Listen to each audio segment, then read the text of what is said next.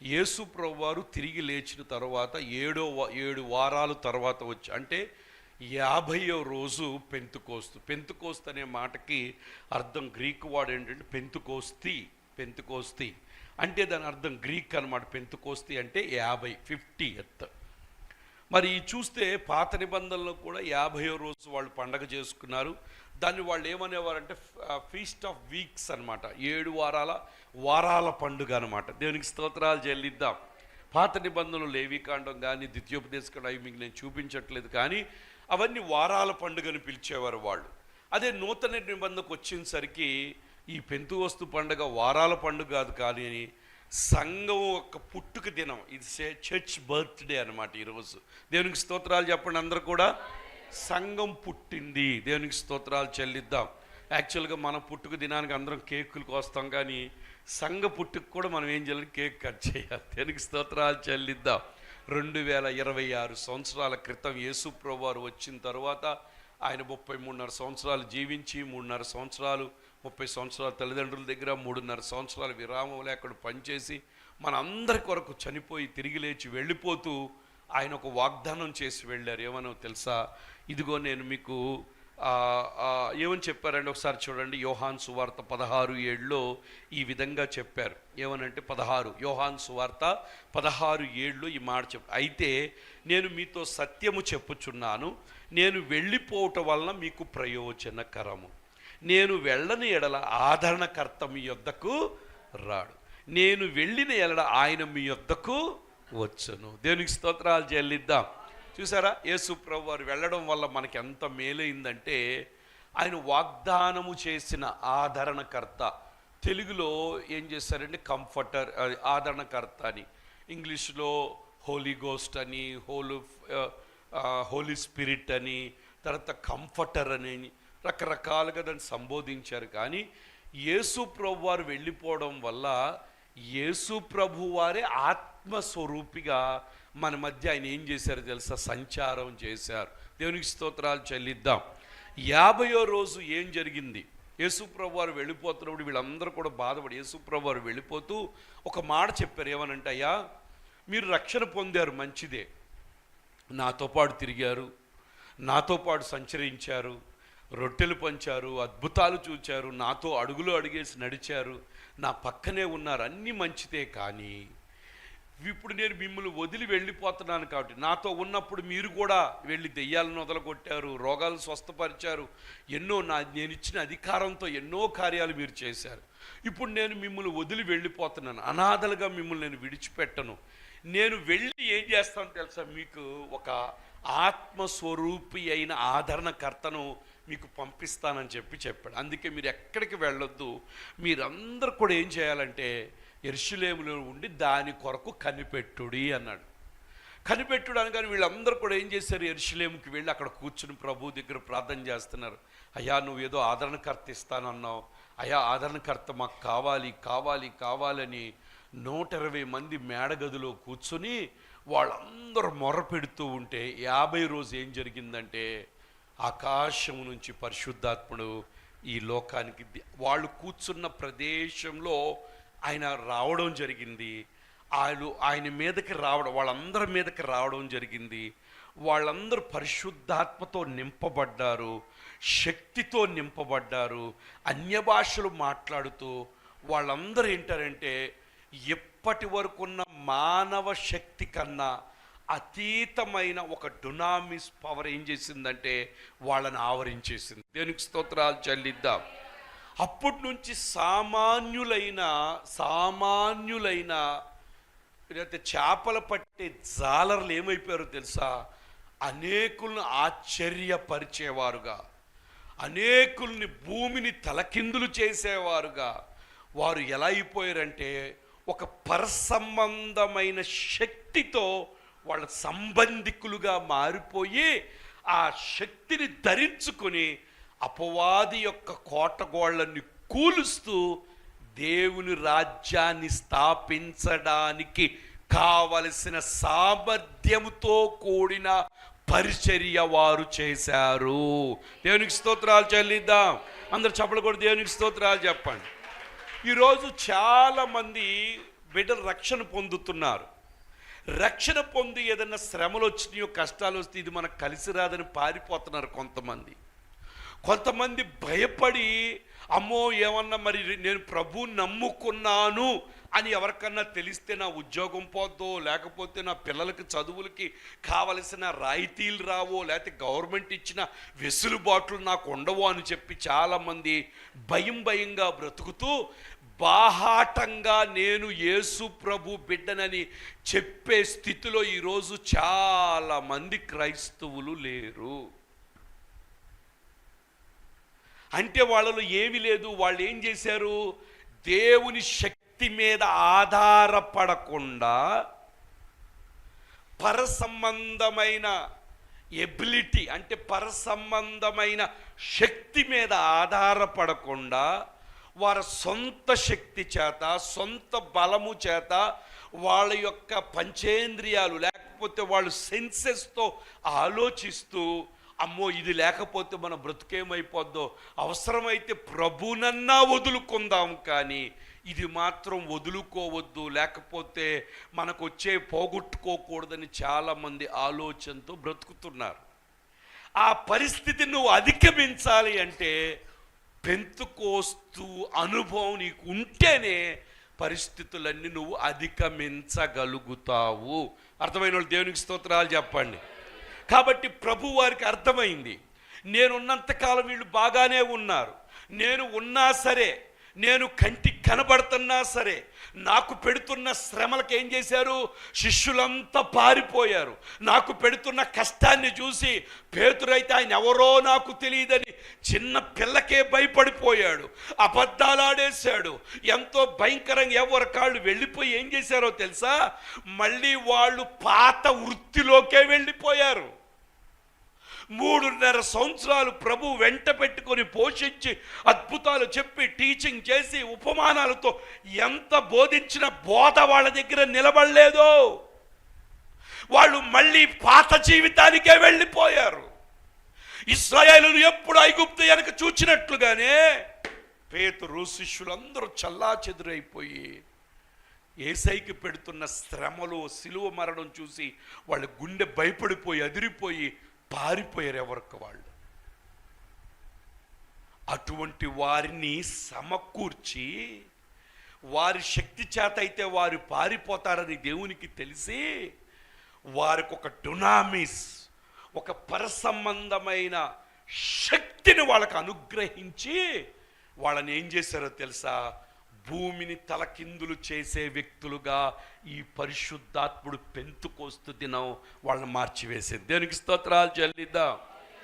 ఏ పేతురైతే చిన్నపిల్లకి భయపడి ఆయన ఎవరో నాకు తెలియదని ముమ్మారు అబద్ధమాడిన పేతురు అదే జనముల మధ్య నిలబడి ప్రసంగిస్తే 3,000 మంది ప్రభు వైపు తిప్పబడ్డారు. ఇది ఎక్కడి నుంచి వచ్చింది శక్తి? ఈ రోజుల్లో క్రైస్తవ సంఘానికి, క్రైస్తవ బిడ్డలకు ఈ శక్తి కావాలి. ఈ శక్తి ఉంటేనే ఈ పెంతుకోస్తు అనుభవం 50 రోజులు జరిగిన ఆ కార్యం నీ జీవితంలో జరిగితే నీ పాట వేరేగా ఉంటుంది, నీ ఆరాధన వేరేగా ఉంటుంది, నీ మాటలు వేరేగా ఉంటాయి, నీ చూపు వేరేగా ఉంటుంది. ప్రతి పాట దేవుని శక్తిని ఆధారం చేసుకుని పాడే పాటగా ఉంటుంది.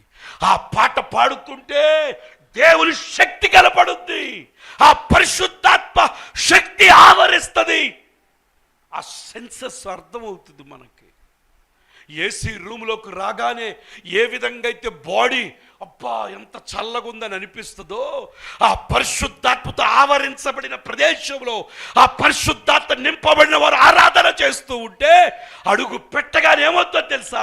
ఆ సెన్సెస్ నీకు అర్థమై అబ్బా అని ఒకలాంటి తెలియని ఆనందము ఎలిజబెత్ కడుపులో శిశు గంతులు వేసినట్లుగా.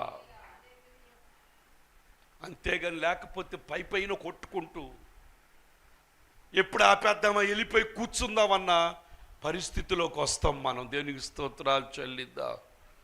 ఈరోజు ఈ క్రైస్తవ భక్తి నువ్వు చెయ్యాలి అంటే నీ శక్తి వల్ల నువ్వు చెయ్యలేవు. నీ శక్తి ఎప్పుడు ఈ లోకాన్ని ఆధారం చేసుకు బ్రతుకుద్ది. జేబులో డబ్బులు ఉంటే డబ్బులు ఉన్నట్టుగా మాట్లాడతావు, నీకు అన్ని సోర్సెస్ ఉంటే సోర్సెస్ ఉన్నట్టుగా మాట్లాడతావు, ఏమీ లేకపోతే లేదు అని ఏడుస్తావు. కానీ దేవుని యొక్క డివైన్ ఎబిలిటీ, ఆ పరసంబంధమైన శక్తి నీలో పనిచేస్తూ అది నిన్ను కమ్ముకొని ఉంటే నీ మాటలు ఎలాగుంటాయో తెలుసా? నువ్వు బలహీనంగా ఉన్నా సరే అందరికి ఏమని చెప్తావు తెలుసా? బలహీనత అనే మాట నీ నోట్లోంచి రాదు. ఏమొస్తుందో తెలుసా?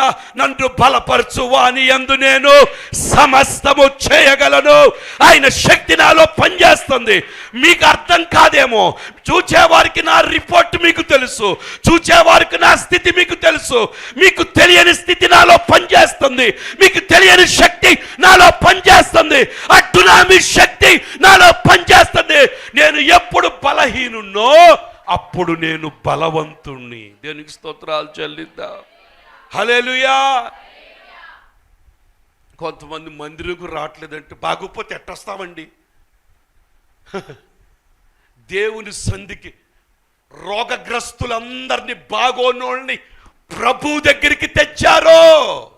దేవునికి స్తోత్రాలు చెల్లిద్దాం. బాగోపోతే ప్రభు దగ్గర ఎక్కువ కనపడాలి. మోయిలోని నైజీరియాలో రైన్హార్డ్ బాంకే తీసుకెళ్ళి, ఇప్పటికీ ఉంది వీడియో, చూసుకోండి కావాలంటే యూట్యూబ్లో, చచ్చిపోయిన శవాన్ని పాతి పెడతా తీసుకెళ్తే భార్య అంది, ఎవండి ఎలాగో పాతి పెట్టేస్తున్నారు, ఒక్కసారి ప్రభు దగ్గరికి తీసుకెళ్దాం. దైవసేవకుడు ఊర్లోకి వచ్చాడు, ఒక్కసారి అంబులెన్స్లో తీసుకెళ్ళండి అంటే ఆమె మాట చివరి కోరికని చెప్పి మీటింగ్ దగ్గరికి తీసుకొస్తే, ఆ మీటింగ్లో దైవసేవకుడు అయిన రేనాడ్ బాంక్ ఏమన్నా తెలిసి, ఇక్కడ కాదు ఆ ప్రార్థనా గదిలో పెట్టమని పెట్టారు. అందరు కలిసి స్టేజ్ వెనక 6,000 మంది ప్రార్థన చేస్తున్నారు. స్టేజ్ ముందు కొన్ని వేల మంది ప్రార్థన చేయగానే 3 రోజులు మార్చరీలో ఉన్న శవమో బతికి లేచి కూర్చుంది. దేవునికి స్తోత్రాలు చెల్లిద్దాం. హల్లెలూయా. అది డునామిస్ పవర్. దేవుడు ఆ శక్తి నీకు ఇచ్చాడు. నువ్వు సంఘం, ఆయన శరీరం. నువ్వు పెంతుకోస్తు ఎందుకో తెలుసా? నువ్వు బలహీనుడు అని దేవుడికి తెలుసు, నువ్వు బలహీనురాలు అని దేవుడికి తెలుసు. అపవాది నీ మీద దాడి చేసి నిన్ను రోగగ్రస్తులుగా చేస్తుందని ప్రభువుకి తెలుసు. నీ వల్ల ఏది కాదని తెలుసు. నీ నోట్లోంచి చెత్త మాటలు వస్తాయని దేవుడికి తెలుసు. ఎప్పుడు నేను బలహీనరాలి, నాకు బాగోలేదు, నా జీవితం ఇంతే, నా బతుకింతే, నేను ఓడిపోయిన దాన్ని, ఆ మాటలు వస్తాయని తెలిసే ప్రభు ఏం చెప్పాడో తెలుసా? ఆ చెత్త మాటలు కాల్చడానికి బాప్తీసం ఇచ్చే యోహానుడు, నేనైతే నీటిలో మీకు బాప్తీసం ఇచ్చుచున్నాను, నా వెనక వచ్చువాడు చెప్పులు మోయటానికి నేను పాత్రుడను కాను. ఆయన నీటితోను అగ్నితో ఏం చేస్తాడు? చెత్తను తగలబెట్టడానికి అగ్నితో బాప్తీసం. నిజమే, శరీరంలో ఉన్న బలహీనులమే, కానీ మనలో తెలియని ఒక అద్భుతమైన శక్తి పనిచేస్తూ ఉంది. ఆ శక్తి నిన్ను ఆవరించుంది.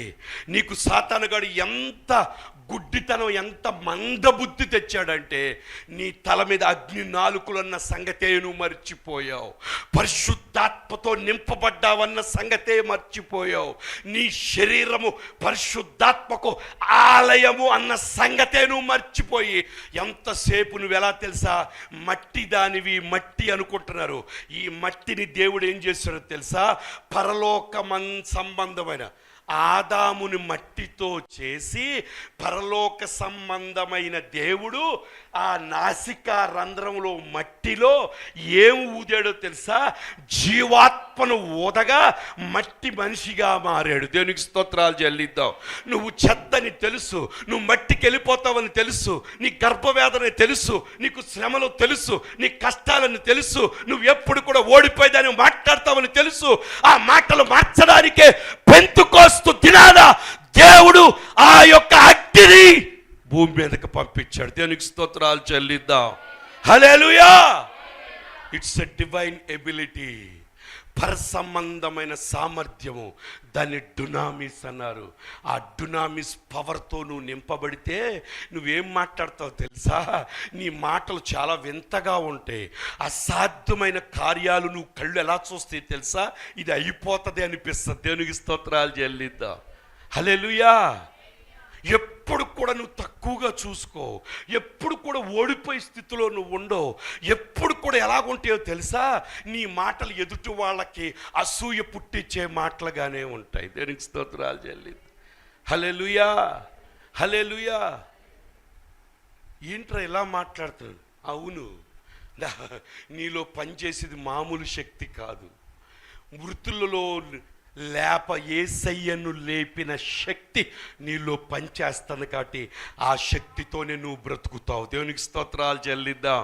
అర్థమైన వాళ్ళు దేవునికి స్తోత్రాలు చెప్పండి. కాబట్టి ఇప్పుడు మనకి ఏ శక్తి కావాలి? ఏదో 4 డబ్బులు వచ్చి బ్యాంక్ బ్యాలెన్స్, ఆ శక్తితో నువ్వు బ్రతకో. ఒక్క అనారోగ్యం చాలు అది క్లియర్ అయిపోవటానికి. దేవునికి స్తోత్రాలు చెల్లిద్దాం. ఒక్క అనారోగ్యం చాలు, 4 రోజులు ఐసీలో చాలు, అయిపోయినాయి, డబ్బులు అయిపోయినాయి. దేవునికి స్తోత్రాలు చెల్లిద్దాం. ఎన్నో సంవత్సరాలు కూడబెట్టి కూర్చున్నావు, ఒక్క 2-3 రోజులు నీ కళ్ళ ముందు వెళ్ళిపోతాయి. చావునకు లోనైన ఈ శరీరాలు బ్రతకాలి అంటే అడ్డునామిస్ పవర్తో నువ్వు ఉండాల్సిందే. వస్తాయి, ఈ లోకంలో ఉన్నప్పుడు శరీరంలో అనారోగ్యాలు వస్తాయి, కానీ అనారోగ్యాలను అధిగమించే శక్తి నీలో పనిచేయాలి. అదే పరిశుద్ధాత్మ శక్తి. దేవునికి స్తోత్రాలు. ఆ శక్తి ఎలాంటిదో తెలుసా? పేతురు నీడ పడితేనే స్వస్థత, పౌలు గారి యొక్క నడికట్టు పట్టుకుంటేనే స్వస్థత. పౌలు గారిని విషసర్పం కరిసినా కానీ విషం ఎక్కలేదు. దేవునికి స్తోత్రాలు చెల్లిద్దాం.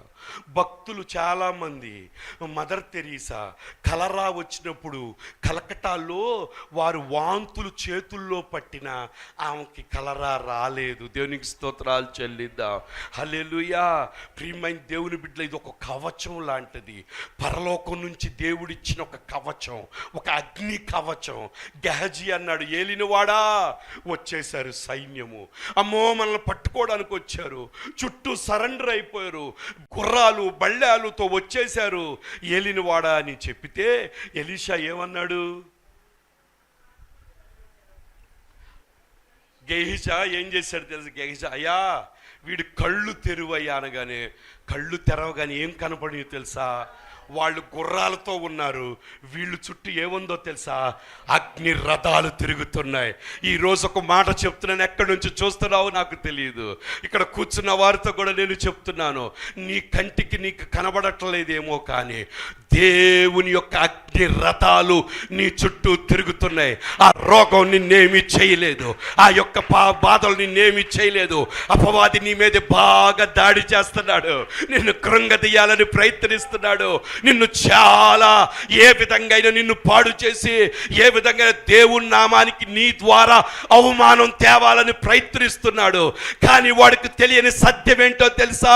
ఆ డునామిస్ పవర్ చేత నువ్వు నింపబడ్డావన్న సంగతి వాడికి తెలియదు. ఈ పెంతెకోస్తు అనుభవంలో నువ్వు ఉన్నావన్న సంగతి వాడికి అర్థం కావటం లేదు. ఒక దినాన వాడు ఓడిపోతాడు, నువ్వే గెలుస్తావు. దేవునికి స్తోత్రాలు చెల్లిద్దాం. చెప్పండి కూడా, దేవునికి స్తోత్రాలు చెప్పండి. పక్కన చెప్పండి, నేనే గెలుస్తానని చెప్పండి. హల్లెలూయా, హల్లెలూయా, హల్లెలూయా. దేవునికి స్తోత్రాలు చెల్లిద్దాం. హల్లెలూయా, హల్లెలూయా. ఈరోజు మందిరానికి నువ్వు రాకపోవడం కారణం ఏంటి తెలుసా? మందిరానికి రావాలని నీ మనసులో ఇష్టం ఉంది, కానీ నీకు రావటానికి దాన్ని దాటే దమ్ము, ధైర్యం, శక్తి నీ దగ్గర లేదు. ముందే రావాలంది, రావు. నిదానంగా సదురుకుని, అబ్బా అటు ఎండగా ఉంది, మజ్జిగ చేసుకుని తాగి 2 గ్లాసులు, అమ్మో ఎండగా ఉంది, ఒక జస్ట్ అలా పడుకుని అలా పడుకుని వెళ్దాం. ఎందుకు ఇంత చప్ప జీవితం? దేవుని కొరకు పరిగెత్తలేదు ఏంటి తెలుసా? నీలో లేదు, మంట లేదు. మధ్యరాత్రులు గుండె మండుతుంది, నిద్రపోతావు నువ్వు ప్రశాంతంగా, మొత్తం తలుపులు గీలుపులు తీసి అందరికి ఫోన్లు చేసేసి అయిపోయింది, రెండురా వేసుకెళ్ళిపోండి అంటావు. కానీ ప్రభు దగ్గరికి నోమంట చల్లగా. ఈ పరిస్థితులు దాటేది ఏంటో తెలుసా? నేను చెప్తున్నాను, ప్రభు అన్నాడు, వెచ్చగానైనా ఉండు, లేకపోతే నులివెచ్చగా ఉంటే నోట్లోంచి ఏం చేస్తున్నాడు? మూసేస్తాడు. ఫస్ట్లో బొబ్బిలికం బాగానే తీయగా ఉంటుంది, తర్వాత ఏమైపోద్ది? కొంతసేపటికి ఏం చేస్తాం? అటు తీయగా లేదు, ఇటు చప్పటం కూడా టేస్ట్ లేదు. కాబట్టి ఏం చేస్తాం? నోట్లోంచి ఎక్కడ పడేస్తామో తెలియదు. ప్రియమైన దేవుని బిడ్డలారా, పెంతెకోస్తు దినం 50వ రోజు వారందరూ మేడగదిలో కూర్చుంటే దేవుడు అగ్నితో వాళ్ళని అభిషేకించాడు. వాళ్ళ చరిత్ర మారిపోయింది. వాళ్ళ పరిస్థితులు చావుకి ఎదురు నడిచారు వాళ్ళు. దేవునికి స్తోత్రాలు చెల్లిద్దాం. చావుకి ఎదురెళ్ళారు. ఏమైనా చేసుకోండి, నూనెలో పడేసినా ఓకే, నో ప్రాబ్లం. సిలువేస్తుంటే వాళ్ళకి సలహా ఇచ్చారు. ఎవరో తెలుసా? నా తల పైన కాదు, నా తల కింద పెట్టేయమని అడిగారు. ఎవరు అడుగుతారు అలాగా? దేవునికి స్తోత్రాలు చెల్లిద్దాం. ఈ శక్తి ఎక్కడి నుంచి వచ్చింది? ఎక్కడి నుంచి వచ్చింది? పరిశుద్ధాత్మ శక్తి. ఈరోజు మీకు కావాల్సిన, అయ్యా రక్షణ పొందారు, ఆ బల్ల కింద పెట్టి సెల్ల చూస్తున్నాం, పైన పెట్టేసే. ఎవరాలు ఎందుకు తెలుసా? లేదు, మంట లేదు, దాహం లేదు, తప్పని లేదు. ఓకే, సరదాగా అక్కడ ఒక ఎనకొకలు ఎదురొకలు మందిరంలో కూడా ఇక్కడ నుంచి చాటింగ్ చేసుకో. ఎందుకు ఈ పరిస్థితి తెలుసా? లేదు లేదు, ఏదో ఊరికే రక్షణ పొందో ఆదివారం కొంచెం కనబడతారు, పనులు చేసుకోవటం, మళ్ళీ ఆదివారమే కనబడి మధ్యలో ఒక్కరోజు పొద్దున బైబిల్ తీరు, ప్రార్థన చేయరు, ఏమీ లేదు. కానీ వాళ్ళ జీవితాలు అన్నీ అయిపోవాలి. అవ్వు. దేవునికి స్తోత్రాలు చెల్లిద్దాం. హల్లెలూయా. నాకు వేరుగా ఉండి మీరేమి కూడా మిమ్మల్ని నేను మభ్య పెట్టలేను, నిన్ను మోసంలో ఉంచలేను నేను. ప్రియుడ ఆత్మలో వర్ధిల్లుచున్న ప్రకారము. మళ్ళీ చెప్పండి, ప్రియుడా ఆత్మలో. ఆత్మ ఎలా వర్ధిల్లుద్ది? మీరు ఎలా లావు అవుతారు? ఎలా లావు అవుతారు? సన్నగుండలు ఎలా లావు అవుతారు? అన్నం మానేస్తే లావు అవుతారా? ఏంటి? బాగా పొద్దున గుడ్డు, సాయంత్రం గుడ్డు, మధ్యాహ్నం గుడ్డు, రాత్రి గుడ్డు, గుడ్లే గుడ్లు, మొత్తం కొట్లో గుడ్లన్నీ తినేసి పాలు తాగేసి లీటర్లు, అప్పుడేమవుతారు? మరి దేవుని వాక్యం తినపోతే నువ్వు ఎలా ఆత్మలో వృత్తికొస్తావు? ఈరోజు నువ్వు ఏది పట్టుకున్నా మసి అయిపోతుంది, గబ్బు అయిపోతుంది, కలిసి రావట్లేదు. కారణం ఏంటో తెలుసా? నువ్వు దేవునిలో ఎదగట్లా, సైతాన్లో ఎదుగుతున్నావు. బాగా సాతానుగాడు మేలు చేసినట్టుగా ఎక్కడా లేదు. దేవునిలో ఎదగ. ఒక్కరోజు ప్రార్థన చేసావా? ఒక్కరోజు వాక్యాన్ని చదువుతున్నావా? ఏదో ఆచారంగా, క్రైస్తవ ఆచారం కాదు ఇది. ఇది శక్తితో చేసే భక్తి. నీ భక్తిలో ఫ్రూట్ కనపడాలి, నీ మాటల్లో ఫ్రూట్ కనపడాలి, ఆత్మఫలం కనపడాలి. శాంతి, సమాధానం, దయాళత్వం, విశ్వాసం, ఆశానిగ్రహం, మంచితనం, అసూయ, ద్వేషం, ఒకళ్ళ మీద ఒకళ్ళ మాటలు చెప్పేయటం, ఫోన్లో పెట్టేయటం, చిచ్చులు పెట్టి గొడవలు పెట్టేసి గందరగోళం, చెత్త, వేస్ట్ అయిపోయింది అంతే. దేవునికి స్తోత్రాలు చెల్లిద్దాం. హల్లెలూయా, హల్లెలూయా. నీలో డునామిస్ పని చేయట్లేదు. దయ్యపు శక్తి నీలో పనిచేస్తుంది. అందరిని పాడు చేసే శక్తి పనిచేస్తుంది. ఆఖరికి నిన్ను కూడా పాడు చేస్తుంది. అది నీలో పనిచేయాల్సింది ఏంటో తెలుసా? ఈ లోకంలో దురాత్మల సమూహాలను ఎదిరించే అగ్ని శక్తి నీలో ప్రవహిస్తూ ఉండాలి. నువ్వు మండుచున్న దీపంలాగా ఉండాలి. దెయ్యంగాడికి నువ్వు దెయ్యంలా మారిపోవాలి. దేనికి స్తోత్రాలు చెల్లిద్దా. హల్లెలూయా, హల్లెలూయా. అందుకే ప్రభు చెప్పాడు, పెంతెకోస్తు దినం 50 రోజులు వాళ్ళందరూ కూర్చోగానే అగ్ని వాళ్ళ మీదకి రాగానే వాళ్ళ మీద అగ్ని జ్వాలలు కనపడ్డాయి. వాక్శక్తి అనుగ్రహించి అన్య భాషలు మాట్లాడడం ప్రారంభించారు. ఆ రోజు నుంచి సంఘం పుట్టింది. సంఘం ఎలాగుందో తెలుసా? అసలు అద్భుతమైన సంఘం. అప్పుడు ప్రారంభించబడిన సంఘం ఎప్పటి వరకు కూడా కొనసాగుతూనే ఉంది. కొన్ని కోట్ల మంది, 120 నుంచి స్టార్ట్ అయిన సంఘం ఈరోజు లక్షలుగా దేవుని బిడ్డలుగా మారిపోయారు. దేవునికి స్తోత్రాలు చెల్లిద్దాం. హల్లెలూయా. అలాగే నువ్వు కూడా ఏమవ్వాలో తెలుసా? ఆ శక్తిని నువ్వు పొందాలి. అందుకే ప్రభు చెప్తున్నాడు, నేను మీకు ఆదరణకర్తను పంపిస్తాను. ఓ ఆదరణకర్త వస్తాడు, ఆదరిస్తాడు, పాపమును గురించి ఒప్పు చేస్తాడు, నీతిని గురించి ఒప్పింపు చేస్తాడు. ఒక మాట చూడండి, ఒక మంచి మాట మీకు నేను చూపించి నేను ముగిస్తాను. హల్లెలూయా, హల్లెలూయా, హల్లెలూయా, హల్లెలూయా, హల్లెలూయా, హల్లెలూయా. 2 తిమోతిలకు రాసిన పత్రిక ఓ తిమోతికి రాస్తున్నాడు ఆయన. ఎంత మంచి మాట చెప్తున్నాడు. 1వ అధ్యాయం 7వ వచనం, 2 తిమోతి 1వ అధ్యాయం 7వ వచనం. దేవుడు మనకు శక్తియు, చెప్పండి అందరూ కూడా, దేవుడు మనకు శక్తి. చెప్పండి గట్టిగా, శక్తి. ఏ శక్తి? సెల్ ఫోన్ని జయించే శక్తి, బెట్టింగులు జయించే శక్తి, ప్రభు పాదాల దగ్గర కూర్చునే శక్తి, ప్రభు పని కొరకు పరిగెత్తే శక్తి, ప్రభు కార్యాలు ఎప్పుడు జరుగుతాయి అనే శక్తి, ప్రభు కొరకు బలమైన కార్యాలు చేయడానికి నిలబడే శక్తి. ఆ శక్తిని దేవుడు మనకిస్తాడు. దేవుడు మనకు శక్తియు, ప్రేమయు, ఇంద్రియ నిగ్రహాలు, ఆత్మనే ఇచ్చను, కానీ పిరికితన ఆత్మను మనకు ఇవ్వలేదు. దేవునికి స్తోత్రాలు చెల్లిద్దాం. ప్రియమైన దేవుని బిడ్డలారా, రాబోయే నెలల్లో చాలా గడ్డు కాలం వస్తుందని ప్రధానమంత్రి గారు చెప్తున్నారు. నాకు ఆ మాట వినగానే నేను బుర్రకెక్కించుకొని నేనేమనుకుంటున్నాను తెలుసా? నేను భారతదేశం యొక్క ఎకానమీతో నేను బ్రతకట్లా. నా ఎకానమీ ఏంటో తెలుసా? పరలోక సంబంధమైన ఎకానమీయే నాకు బేస్. దేవునికి స్తోత్రాలు చెల్లిద్దాం. హల్లెలూయా. నా మనసులో నేను అనుకున్నాను, ఈ ఎకానమీ నన్ను ఎందుకంటే నేను ఎవరు నన్ను అపాయింట్ చేశారు? జాబ్ ఇచ్చింది ఎవరు? ఏ గవర్నమెంట్ చెప్పండి? ఏ గవర్నమెంట్? పరలోక గవర్నమెంట్. కాబట్టి బాగోగులు చూసుకోవాల్సింది ఎవరు? కాబట్టి దీని గురించి నేను భయపడాలా? దేవునికి స్తోత్రాలు చెప్పండి. గడ్డు పరిస్థితి వస్తాయని చెప్తున్నారు. ఎంతవరకు వస్తాయో లేదో నాకు తెలియదు. కానీ దేవుని బిడ్డలు, శక్తి కలిగిన బిడ్డలు, పిరికితన ఆత్మను మనకి, ఏలియాను కాకులతో పోషిస్తే నన్ను కూడా పోషిస్తాడు. వరదలు వచ్చినాయి, దేవుడు మనల్ని పోషించలేదా? పోషించాడా లేదా? అన్నం లేకుండా అయిపోయామా? దేవుడు కొంతమంది అయితే ఇసిరేసేసారు అన్నాలన్నీ. ఎన్ని వాటర్ బాటిల్, ఎన్ని, అసలు ఏమి కొద్దుల దేవుడు చేయలేదా? దేవునికి స్తోత్రాలు చెల్లిద్దాం. పిరికితన ఆత్మను దేవుడు మనకంట ఎలాంటి ఆత్మనిచ్చాడు? శక్తి. భయపడ ప్రభువా, నువ్వు మాతో ఉన్నావు, ఏం భయలేదు నాయన, నువ్వు ఉన్నావు నాయన, నువ్వు చేస్తావు. ఈ మాటలు నీలో రావాలంటే నీలో నీ శక్తితో అయితే నువ్వు చెప్పలేవు. ఒక తెలియని శక్తి నీలో ఉండాలి. అదే పరిశుద్ధాత్మ శక్తి. దేవునికి స్తోత్రాలు చెల్లిద్దాం. హల్లెలూయా. సాతానుగాడు పరిస్థితులన్నీ నీకు చూపించి కంగారు పెట్టేస్తూ ఉంటాడు, భయపెట్టేస్తూ ఉంటాడు. శరీరంలో భయంకరమైన వణుకు, గినుకు, నొప్పులు, ఆ నడువు నొప్పి, కాలు నొప్పి, లేకపోతే ఇటు వంగిపోతాడు. ఏ వంగినా నేను అసలు ఆడు వంగినట్టుగా నేను చూపిస్తు నువ్వు ఎలా చూడాలి తెలుసా? నేను చాలా హ్యాపీగా నడుస్తున్నా. దేవునికి స్తోత్రాలు చెల్లిద్దాం. నా కాళ్ళు బాగున్నాయి, నా నడుము బాగుంది, నా పాదాలు బాగున్నాయి, అన్నీ బాగున్నాయి. దేవునికి స్తోత్రాలు చెల్లిద్దాం. ఎందుకు? నా మీద ఏ శక్తి ఉంది? ఏ శక్తి ఉంది? ఏ పవర్తో నేనున్నాను? ఏ పవర్తో ఉన్నాము? డునామిస్ పవర్ అంటే అర్థం ఏంటి? అది ఎక్కడి నుంచి వచ్చే సామర్థ్యం? మీ మందుల సామర్థ్యమా? డాక్టర్లకు ఇచ్చే జ్ఞానం సామర్థ్యమా? పరలోక నిన్ను తయారు చేసిన ఆ దేవుని దగ్గర నుంచి వచ్చే సామర్థ్యం నీ మీద పనిచేస్తుంది. కాబట్టి నీలో ఉన్న ప్రతి బలహీనతను ఆ సామర్థ్యము సెట్ చేయగలదు. చావునకు లోనైన మీ శరీరాలను కూడా అది బ్రతికించగలదు. దేవునికి స్తోత్రాలు చెల్లిదా.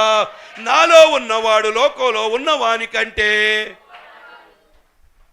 మీ దేహము దేవుని చేత అనుగ్రహింపబడి పరిశుద్ధాత్మ శక్తికి, దేవునికి స్తోత్రాలు చెల్లిద్దాం.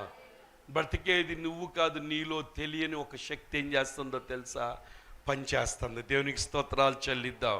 ఎప్పుడు ఆ శక్తిని నువ్వు ఆలోచించాలి. నిజమే, శరీరంలో ఆ బలహీనత వచ్చింది, నిజమే, బలహీనతలు రాకుండా ఉండవు. మీకైనా నాకైనా వచ్చింది. వెంటనే నువ్వేం చేయాలో తెలుసా? బలహీనతలు చూచి ఏడవటం, గందరగోళం, వెంటనే డునామిస్ పవర్ని ఏం చేయాలి? నువ్వు బటన్ నొక్కాలి. దేవునికి స్తోత్రాలు చెల్లిద్దాం. బటన్ నొక్కడం అంటే అర్థం ఏంటి తెలుసా? ఏం చెప్పాలి? ఆయన పొందిన దెబ్బల చేత నాకేం కలుగుతుంది? రోగము యొక్క అలజడి, రోగము యొక్క ఛాయలు, రోగము యొక్క అది దాని చేసే అల్లరిని మనం చూడకూడదు. మనం వాడికన్నా పెద్ద అల్లరి చేయాలి. ఏం అల్లరి వింటున్నారా? వర్షం గారు, ఏం అల్లరి చేయాలి? నాకు బాధ, నాకు నొప్పి, ఇట్లాగేస్తుంది, అట్లా అయి కాదు, ఆ అల్లరి కాదు మనం చేయాలి. ఆయన పొందిన దెబ్బల చేత స్వస్థత, ప్రభు యొక్క శక్తి నాలో ఉంది, ప్రభు యొక్క అగ్ని నాలో ప్రవహిస్తుంది. రోగమా, నీ బలం ఎక్కడ? దేవుని నా శరీరంలో ఆ శక్తి ఉంటే నీకు మించిన ఆ శక్తి నాలో పనిచేస్తుంది. కాబట్టి నువ్వు నన్ను ఏమి చేయలేవు, యేసునాలు నువ్వు బయటికి వెళ్ళిపో, యేసునాలు నా శరీరంలోంచి నువ్వు బయటికి వెళ్ళిపో, నీకు అధికారం లేదు, నేను మాటల చేత కానీ క్రియల చేత కానీ ఆలోచనల చేత కానీ నీకు ఎంత మాత్రం ఉండే అవకాశం నేను ఇవ్వను, యేసు నామములో నువ్వు బయటికి వెళ్ళిపో. షుగర్ నార్మల్గా ఉండును గాక, కాళ్ళు నొప్పులు నార్మల్గా ఉండును గాక, గుండె నొప్పి నార్మల్గా ఉండును గాక, ఆయాసం నార్మల్గా ఉండును గాక, దేవుడు నన్ను ఎలా సృష్టించాడో అవయవాలన్నీ అలా నార్మల్గా పనిచేయును గాక, ఆ డునామిక్ శక్తి కిందకి ప్రతి అవయవాన్ని తీసుకొస్తున్నాను, యేసు నామములో ఆ శక్తి బయటకు వచ్చును గాక.